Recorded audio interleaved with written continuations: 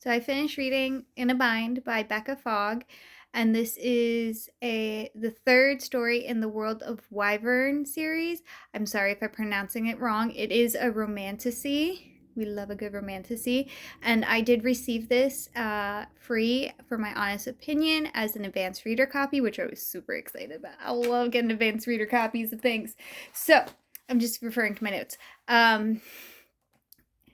Now, as I said, it is a romantasy, so it has those fantasy elements with the romance. So you have the characters of Bear and Fawn. No, those are not their real names, but they are in a very spicy, or they were in a very spicy relationship, situationship. I'm going to say situationship because they really weren't in a relationship. It was a spicy situationship. It was spicy. Let me tell you, it's spicy. It starts out pretty dang spicy. Just heads up. But good spice. And the author does go back and forth in time. So you have current day, and then you have when it goes into the past to their situationship, because this is also a second chance.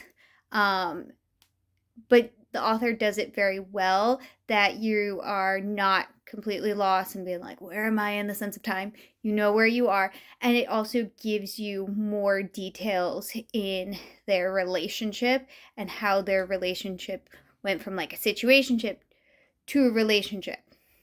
It gives you more information. So I did enjoy that.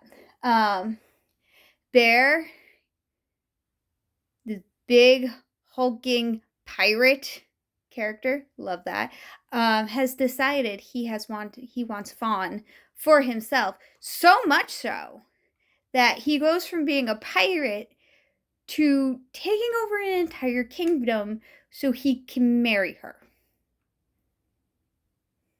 Like, see that he would do that, but that's how bad he wants her.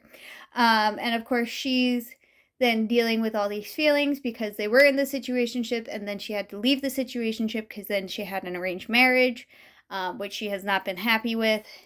And then, well, something happened to her husband in the whole, taking over of the kingdom.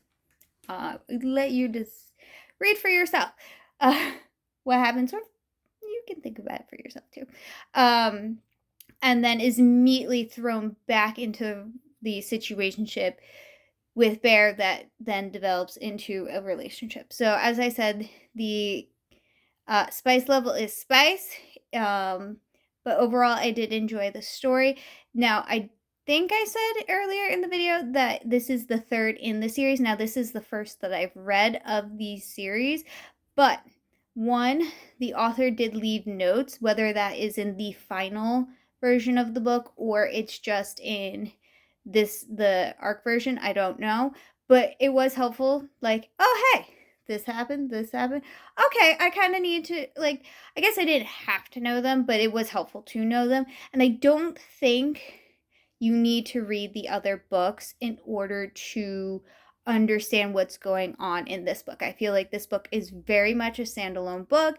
Yes, it does reference the other characters from that book, but I don't think it adds anything to their stories, and I don't think anything in those stories would add to this current story either.